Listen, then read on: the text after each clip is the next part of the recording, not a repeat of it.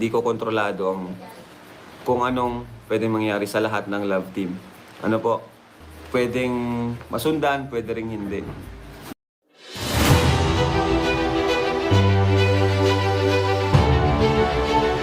Okay guys, isa na muli mapagpalang umaga, tanghali, gabi po sa inyo lahat. Sana po ang lahat ay nasa mabuting kalagayan at ligtas po sa anumang kapahamakan. Saan man po kayo dako ng mundo naroon. Ako po muli ang inyong lingkod, Maestro 21 TV. At sa ating video ngayong araw na ito mga kalingap, tayo muli po ay magbibigay ng ating kuro-kuro, komento, opinion at reaction po tungkol nga po dito sa naging pahayag po ni Kalingap Rab tungkol po sa mga love team sa kanya pong naging live kamakailan po mga kalingap. So bago po tayo gumawa po ng video mga kalingap ay napansin po natin na maraming naghahanap po kay Beyonce.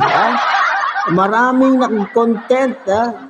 Sunod-sunod po ang mga nakita natin na naghahanap po kay Beyonce. Kung ang katanungan po dyan mga kalingap o mga kalingap po ay kung siya daw po ba ay mag-a-attend sa naturang birthday po ni Kalingap Edu o ni Papa Ed. So, bago ang lahat, happy birthday po sa napakapoging leading man ng ating mga Kalingap Angels. Papa Ed, happy birthday. So, alam po naman natin na maraming naghahanap, may mga kwento o mga ini-issue tungkol po sa EDC. At yan po ay kaya nga po yan po yung dahilan kung bakit hinahanap. Kasi nasa kamay po ng founder ng EDC kung papayagan itong si Baby Beyonce na mag-a-attend o pupunta po riyan sa naturang birthday. Pero alam po naman natin na itong si Dr. Love ay mahilig naman din po itong mag-prank. At ito po ay magaling na gumawa po ng kwento upang magawan po ng content. So anyway, happy birthday po kay Kalingap Edu. Pero hindi po yan ang ating pong paksa ngayong araw na ito. Pero nasabi lang po natin po yan kasi may kaugnayan po. Kasi itong EDC ay isa rin po sa mga Big Four. Big Four na love team. At ito ngayon yung naging pahayag po ni Kalingap Rab ay may kaugnayan po dito sa mga love team na maraming nangangamba, maraming nagtatanong, maraming nangangamba, natatakot, kinakabahan. Kung aling love team po ang mag-e-end na, magtatapos na at aling love team naman daw po ang magpapatuloy pa. Okay? So yan po yung ating pag-uusapan. Okay? So bago po yan, panoorin po muna natin mga kalingap ang isang maikling video clip na ating pong kinuha po sa naging live po ni Kalingap Rab. Panoorin po natin mga kalingap. So yan, sa mga nag-aabang nung mga inaabangan po ninyo, wala po ako masasabi sa ngayon. Basta mag-wait na lang po kayo. Kasi di natin alam kung anong pwede mangyari. Hindi ko kontrolado kung anong pwede mangyari sa lahat ng love team. Hindi ko po yan kontrolado. So, pwedeng masundan, pwede ring hindi. Kasi di naman ako magdi-decide niyan. Di lang naman ako magdi-decide. Pwedeng okay sa akin, sa kanila hindi. Pwedeng sa kanila okay, din sa akin naman hindi. Di ba? So, mag-wait na lang po tayo kung kailan. Kasi, di po ako yung makakapag-desisyon. At ito pa, i-announce ko na rin. By the way, siya nagtatanong sa ibang love team, Franjoy, saka sa Jomcar. Yan, may vlog tayo dyan. May mangyayari ngayong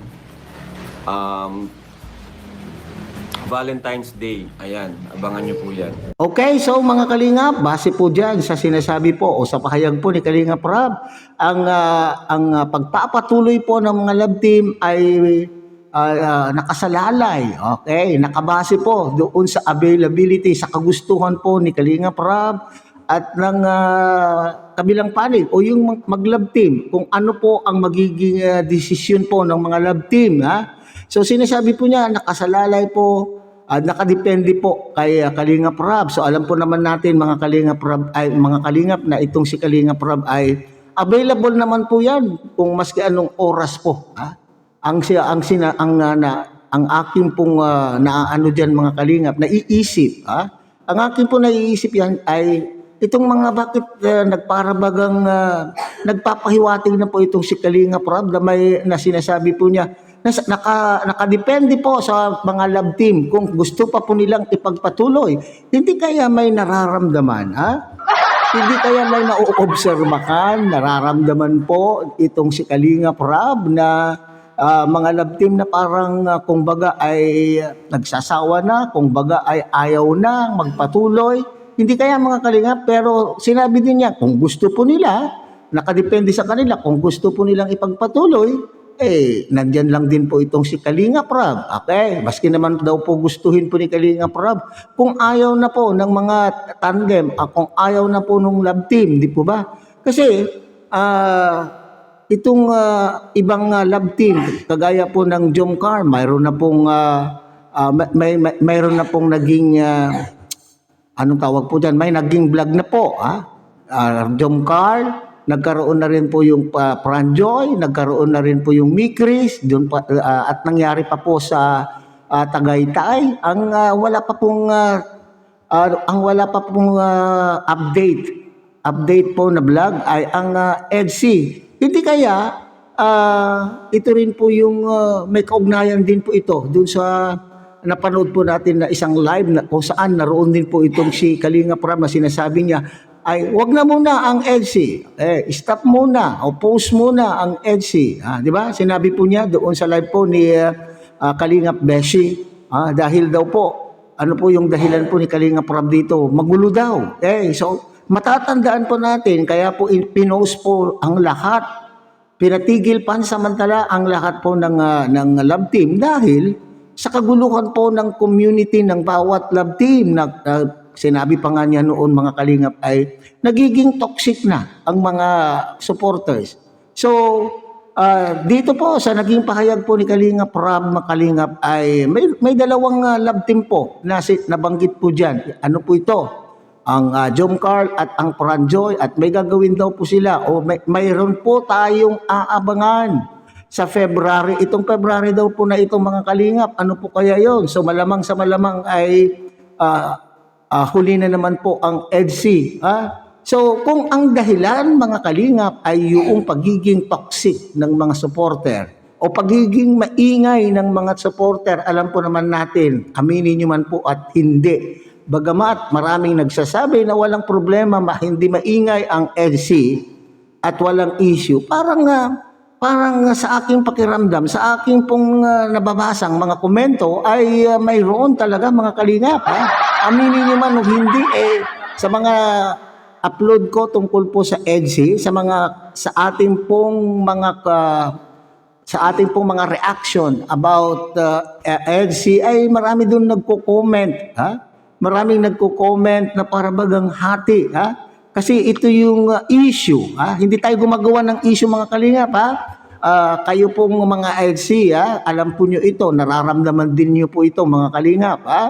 Itong mga EDC ay parang mayroong issue tungkol po sa loyalty. Issue doon na bakit itong si Beyonce lang po ang kanilang sinusuportahan, bakit itong si Papa Eds lang po ang sinusuportahan. May mga ganong issue na ating pong naobserbahan at nararamdaman mga Kalingap. Kaya itong maka-Beyonce, itong Beyonce supporters ay medyo nagagalit. Nagagalit po sila na naman doon sa leading man kay Papa Eds dahil daw po sa mga bakit daw iniiwan. May mga ganon na kwentong mga Kalingap. Bakit daw hindi pinaparamdam, bakit mayroong pangyayari na may iba-iba itong si Kalingap Edo. Ay nako po, itong issue na ito ay napakatagal ng issue. Sana po ay magkaisa po tayo kung gusto pa po ninyong ipagpatuloy ang EDC at pare-pareho tayong kung pagpapatuloy pa po ang EDC ay pare-pareho tayong magiging masaya. Lahat po na sumusuporta po sa EDC ay lahat po ay magiging masaya. Okay, di ba? Sa mga live din po ng founder po ng EDC na si Dr. Lab, pati nga yung mga sponsor ini-issue na itong mga sponsor na ito ay Papa Eds lang po ang kanilang sinusuportahan at hinahawakan po ang lieg ni Papa Eds. Alam na naman natin yan kasi sa nagdaan po natin na vlog o sa nagdaan po natin na reaction or content ay nabanggit na natin po yan na natalakay po natin yan na may ini-issue din po itong founder na ito na bakit hindi yung dalawa ang kanila pong ang sinusuportahan. So sana lamang po ay maayos po itong problemang ito kasi ito po siguro yung dahilan at nararamdaman din po ni Kalinga Prab. Kaya po siya nagsasabi, kung kayo ay gusto pa ninyong ipagpatuloy, ay di, nandito lang ako. Parang ganun po yung kanya pong sinasabi. So alam po naman natin na all the time ay handang-handa po yan si Kalinga Prab. Kung halimbawa naman, itong mga love team ang may gusto at hindi naman available yung panahon ni Kalinga Prab o may rason kung bakit ayaw po niya, eh di yan po yung nakikita ko dito mga kalingap na dahilan na baka kasi dalawa lamang po yung yung nabanggit po diyan. Eh paano naman po ang Mick Chris tandem? Paano naman po yung EDC? Hindi po ba mga kalingap? So abangan natin ang kasunod na kabanata. Kaya huwag kayong maligalig mga EDC. Huwag kayong maligalig. Okay? So hanggang dito na lamang po tayo.